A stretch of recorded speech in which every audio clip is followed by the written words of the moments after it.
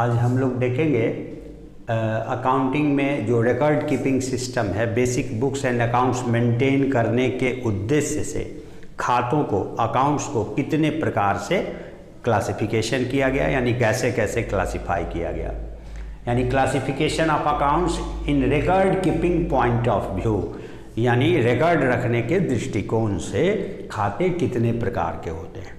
तो दो प्रकार से क्लासिफिकेशन किया गया। आपने पिछले वीडियो में देखा होगा डबल एंट्री सिस्टम, दोहरा लेखा प्रणाली किसको कहते हैं। उसमें आपने देखा कि transactions, every transaction involves two factors, person and object, जिसके साथ लेन देन हो रहा है उसका भी खाता खोलने को कहता है डबल एंट्री सिस्टम, और जिस किसी भी चीज़ का लेन देन हो रहा है उसका भी अकाउंट्स खोलने को कहता है। तो क्लासिफिकेशन इस ट्रांजैक्शंस के रिकॉर्ड्स के लिए दो प्रकार से किए गए हैं। एक है ट्रेडिशनल, या जो डबल एंट्री सिस्टम का इजाद हुआ जिस वक्त, उस वक्त लुकास पेसियोली के द्वारा जो खातों का वर्गीकरण करके प्रकट किया गया, वो दो प्रकार के हो गए, ट्रेडिशनल हो गया और दूसरा मॉडर्न। तो दो तरीका हम लोग देखेंगे। पहले ट्रेडिशनल से परिचित होते हैं, है ना। तो क्लासिफिकेशन जो है, टाइप्स ऑफ क्लासिफिकेशन कितने हो गए?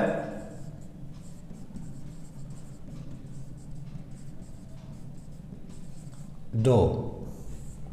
एक ट्रेडिशनल क्लासिफिकेशन, तो ट्रेडिशनल में फिर हम लोग देखेंगे कि कितने प्रकार के ट्रेडिशनल क्लासिफिकेशन, और दूसरा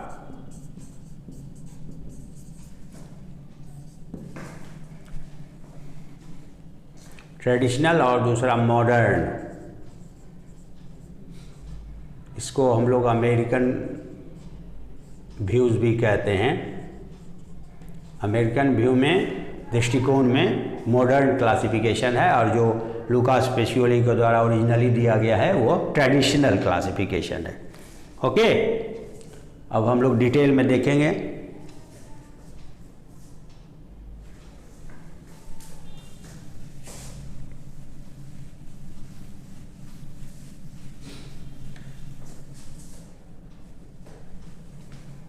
पहले ट्रेडिशनल को देखें।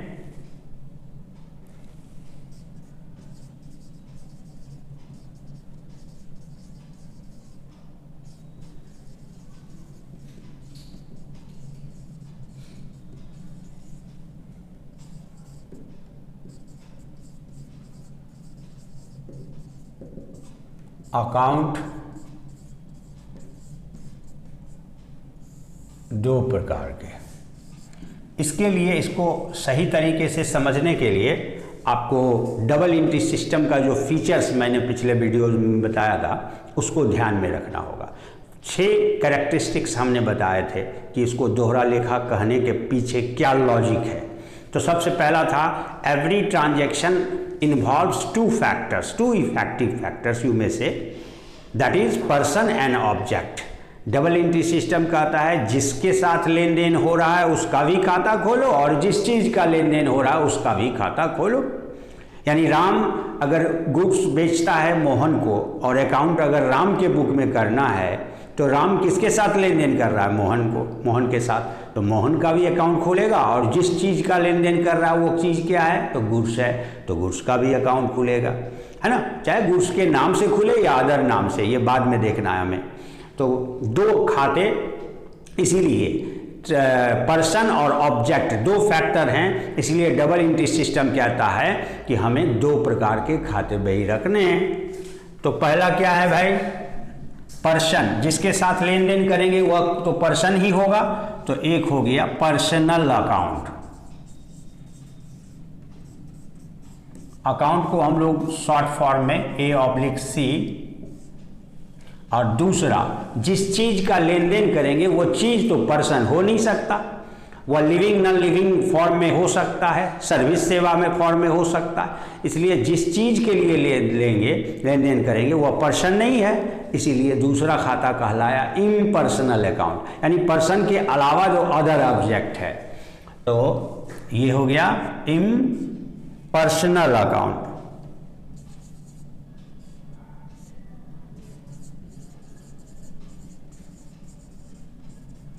ये किस आधार पर हुआ? तो ऑब्जेक्ट के लिए हुआ।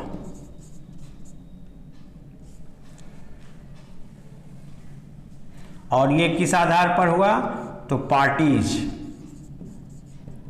या पर्सन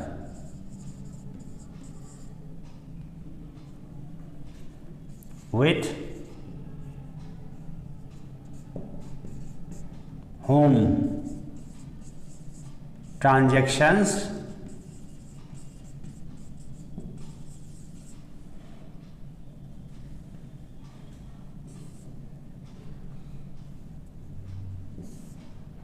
are made, है ना।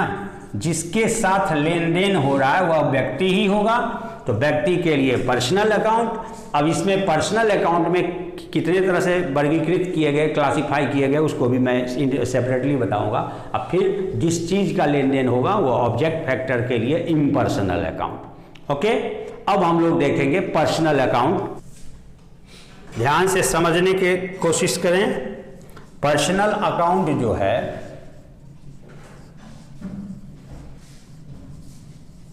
किसको कहेंगे? तो मैंने पहले ही बता दिया, it represents person. This account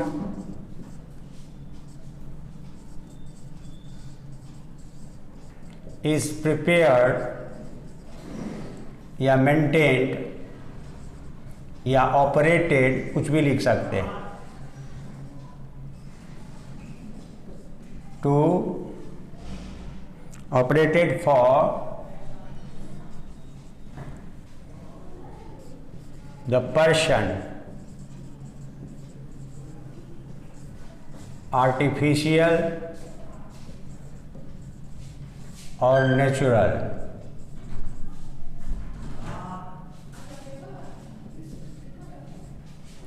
This account is operated for the person with whom transactions are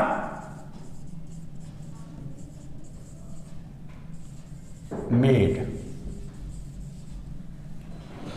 यानी जिस किसी भी व्यक्ति के साथ लेन देन होता है उसका भी खाता खोलो तो स्वाभाविक है लेन देन किसी न किसी व्यक्ति के साथ होगा, और वो व्यक्ति हमारे आपके जैसा होगा तो नेचुरल पर्सन हुआ, और कोई संस्था, इंस्टीट्यूशन, स्टैब्लिशमेंट के रूप में होगा, जैसे बैंक है, यूनिवर्सिटी है, कॉलेज है, गवर्नमेंट डिपार्टमेंट है ना, कंपनियां हैं, फर्म है, पार्टनरशिप फर्म है, तो ये सारी संस्थाएं आर्टिफिशियल पर्सन कहलाता है। चूंकि इसका क्रिएशन नेचर ने नहीं किया, हमने आपने मिलके किया, यानी मैन मेड है, मैन द्वारा एस्टेब्लिश्ड होता है, इसीलिए इसको आर्टिफिशियल कृत्रिम व्यक्ति कहते हैं।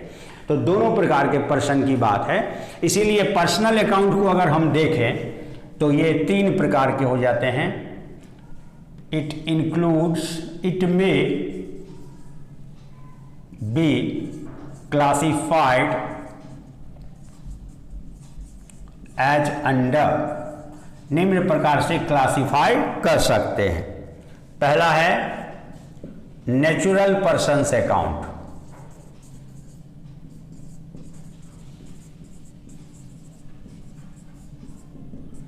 यानी जैसे एग्जाम्पल के तौर पे राम्स अकाउंट, अगर राम के साथ लेन देन हो रहा है तो राम्स अकाउंट, सीता के साथ लेन देन हो रहा है तो सीताज अकाउंट, है ना। ये सब जो होगा वो क्या कहलाएगा? नेचुरल पर्सन्स अकाउंट, प्राकृतिक व्यक्तियों का खाता। दूसरा अगर आप देखें नेचुरल पर्सन्स अकाउंट में तो वो हो जाएगा आर्टिफिशियल पर्सन्स अकाउंट में, सॉरी, आर्टिफिशियल पर्सन्स अकाउंट, कृत्रिम व्यक्तियों का खाता। इसमें एग्जाम्पल के तौर पे आप आर्टिफिशियल पर्सन क्यों करते हैं? आप गौर करें, कृत्रिम व्यक्ति कहते हैं उसका। तो जिस प्रकार से नेचुरल साधन से हम लोगों का शरीर बना है ना, प्राकृतिक संसाधन से बना है, और वो किससे बना है? तो मैन मेड से, मकान बनाए, फर्निश्ड किए, तो एक संस्था के रूप में दिख रहा है। तो हम भी अगर किसी मित्र संबंधी का को याद करते हैं आंख बंद करके तो उनका पूरा बॉडी ही सामने आता है। उसी तरह किसी शोरूम को, किसी कंपनी को याद कीजिएगा तो उसका बिल्डिंग आएगा, उसका साज सज्जा आएगा, इक्विपमेंट्स आएगा। तो वो मैन मेड रिसोर्सेस है, इसलिए उसको आर्टिफिशियल पर्सन कहा जाता है। तो आर्टिफिशियल पर्सन कृत्रिम व्यक्ति के अंतर्गत बैंक अकाउंट्स हो गया, कोई भी बैंक का खाता हो, SBI बैंक अकाउंट है ना, फर्म्स अकाउंट हो गया, कोई भी फर्म हो पार्टनरशिप का, ABC फर्म अकाउंट है ना, कोई भी कंपनी का account, Tata limited account, ETC है ना। तो नेचुरल पर्सन, आर्टिफिशियल पर्सन, दोनों समझ में आ गया। क्योंकि हम लोग आर्टिफिशियल पर्सन भी लेन देन करता है, कहते हैं ना बैंक से लोन लिया, बैंक का कर्ज वापस कर दिया है ना। टाटा लिमिटेड ने कोई फलाने कंपनी को एब्जॉर्ब कर लिया, खरीद लिया। बिजनेस ऑफ आप कह सकते हो एयरटेल, या एयरटेल ने हैच को खरीद लिया, या हैच ने फलना को खरीद लिया। इस तरह का जो आप बातचीत करते हो, मतलब क्या हुआ कि ये कंपनी भी लेन देन, क्रय विक्रय सब कुछ करती है, संस्थाएं। इसीलिए लेन देन करने वाला जो है वो पर्सनल अकाउंट कहलाता है, तो चाहे वो नेचुरल हो या आर्टिफिशियल हो, दोनों पर्सनल अकाउंट में। अब एक तीसरा जो हम बताने जा रहे हैं वो ध्यान देने योग्य है। कुछ खाते आपने देखा होगा कि अकाउंटिंग क्या है, समराइजिंग भी करता है। अकाउंटिंग इन्वॉल्व्स रिकॉर्डिंग या accumulating accounting information, summarising, classifying, summarising and result interpreting, सारा काम अकाउंटिंग में होता है। तो समराइजिंग का मतलब क्या हुआ, संक्षिप्त बनाना, यानी संक्षेपण। तो संक्षेपण कैसे होगा, अगर हम 1000 आदमी का अकाउंट है, एक कंपनी में एम्प्लॉई को अगर देखें तो 1000 एम्प्लॉई काम कर रहे हैं, तो अलग अलग नाम से होंगे। अब आप उसमें से 500 एम्प्लॉई ने एडवांस सैलरी ले लिया है, तो 500 ने कोई 10,000 लिया होगा, कोई 20,000 लिया होगा, सबका अमाउंट भी अलग होगा, नाम भी अलग होगा। तो 500 अकाउंट तो केवल बकाये वेतन वाले कर्मचारी का खाता खोलना पड़ेगा, तो उसको छोटा किया गया, एक नाम से रिप्रेजेंट कर देंगे। क्या कर देंगे, तो एडवांस सैलरी अकाउंट। तो ये एडवांस सैलरी एक अलग नाम से खाता खोला गया, जो किसी व्यक्ति से तो नहीं है, नाम व्यक्ति का तो नाम नहीं है, लेकिन वो ग्रुप ऑफ 500 एम्प्लॉइज के नाम के बदले खोला गया, ताकि 500 खाता लेके आगे ना बढ़ाएं डेटा को, हम एक डेटा फॉर्म में उसको कम्युनिकेट कर दें इंफॉर्मेशन के रूप में। तो इसीलिए समराइजिंग प्रोसेस के तहत जितने ग्रुप ऑफ पर्सन्स या किसी इंडिविजुअल्स को, या ग्रुप ऑफ इंडिविजुअल्स को, या ग्रुप ऑफ आर्टिफिशियल पर्सन्स के नाम के बदले जो खाते खोले जाते हैं, उसको क्या कहेंगे, रिप्रेजेंटेटिव पर्सनल अकाउंट। यानी व्यक्ति या व्यक्तियों के समूह के नाम के बदले, यानी उनको प्रतिनिधित्व करने वाला खाता। तो आ जाता है इसमें दूसरा में, आप तीसरा, थर्ड हो जाएगा क्या, रिप्रेजेंटेटिव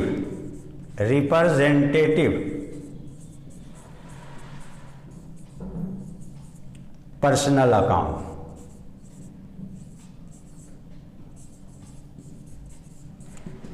है ना। तो रिप्रेजेंटेटिव पर्सनल अकाउंट में याद रहे, जैसे कैपिटल अकाउंट, ड्राइंग्स अकाउंट। आपको हमने पिछले वीडियोज में कैपिटल का कॉन्सेप्ट बताया था, ड्राइंग्स क्या है वो बताया था कि जब बिजनेसमैन या ऑनर ऑफ द बिजनेस अपने फर्म में कैश या काइंड्स में धन लगाता है तो उसको नॉर्मली कैपिटल कहते हैं। तो अकाउंटिंग पॉइंट ऑफ व्यू से इसी नैरो सेंस ऑफ कैपिटल के लिए कैपिटल अकाउंट खोला जाता है, यानी ओनर के नाम के बदले खोला गया खाता। दो हैं, लगाने पर ओनर के द्वारा इन्वेस्ट करने पर कैपिटल अकाउंट, और पर्सनल यूज के लिए विड्रॉ करने पर, निकालने पर ड्रॉइंग्स अकाउंट। तो ये दोनों अकाउंट जो है किसको रिप्रेजेंट करता है, owner of the owner of the business. इसीलिए कैपिटल अकाउंट कौन सा अकाउंट हुआ, पर्सनल अकाउंट हुआ। कौन सा पर्सनल, तो रिप्रेजेंटेटिव पर्सनल। किसको रिप्रेजेंट करता है, तो व्यापार के स्वामी को, मालिक को, ओनर को। क्लियर है। नाउ नेक्स्ट देखें क्रेडिटर्स अकाउंट।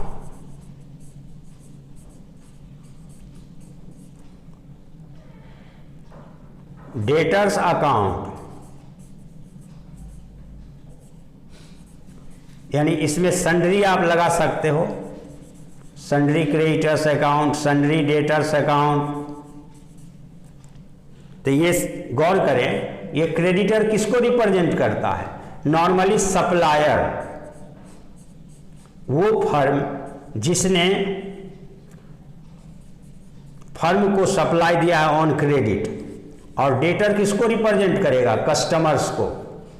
अब सैकड़ों कस्टमर्स हो सकते हैं जिसने व्यापार से उधार ले रखा है, तो जिसको माल हम बेचेंगे उसका तो खाता खोलेंगे, चूंकि लेन देन हो रहा है कस्टमर के साथ, तो सारे कस्टमर का इंडिविजुअल नेम तो 100 हो जाएगा। तो 100 अकाउंट को एक अकाउंट से रिप्रेजेंट करने के लिए कस्टमर अकाउंट या sundry debtors account, sundry receivable account, अलग अलग नाम से, जो वो फर्म पे डिपेंड करता है कि वो किस नाम से रखता है।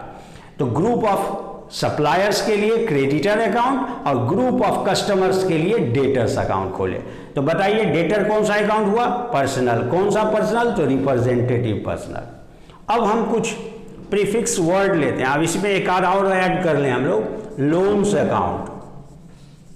लोन्स अकाउंट, आप गौर कीजिए, हो सकता है फर्म ने 15 संस्थाओं से और व्यक्तियों से लोन लिया हो। आपने अपना बिजनेस जो खोले तो आपने सगा संबंधी सबसे भी 10, 20, 50 करके लोन ले लिया, और साथ ही साथ बैंकों से भी लिया, SBI से लिया, PNB से लिया, अदर बैंक से लिया, गवर्नमेंट से भी कैपिटल स्टार्टअप के रूप में आपने ऐड लिया, सब्सिडी ले लिया।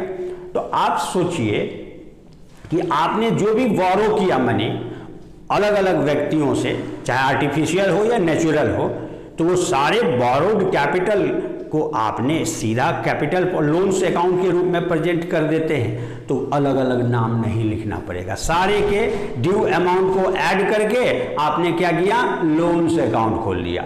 तो वो ग्रुप ऑफ मनी लेंडर्स के बदले में खोला गया एक अकाउंट हुआ लोन्स। तो ये भी पर्सनल अकाउंट हुआ, है ना। तो मनी लेंडर्स अकाउंट को, मनी लेंडर्स जो भी हैं, उधार देने वाले, जिसने कंपनी को उधार दिया है, उन सबों के नाम के बदले लोन्स अकाउंट खोल दिया। अब हम कुछ प्रीफिक्स वर्ड आप लोग पढ़े होंगे। तो प्रीफिक्स वर्ड में जैसे आपका आउटस्टैंडिंग,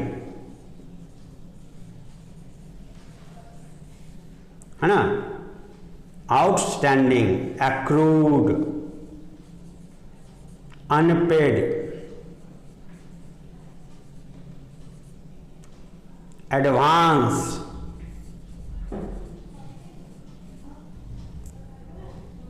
प्रीपेड, अनएक्सपायर्ड,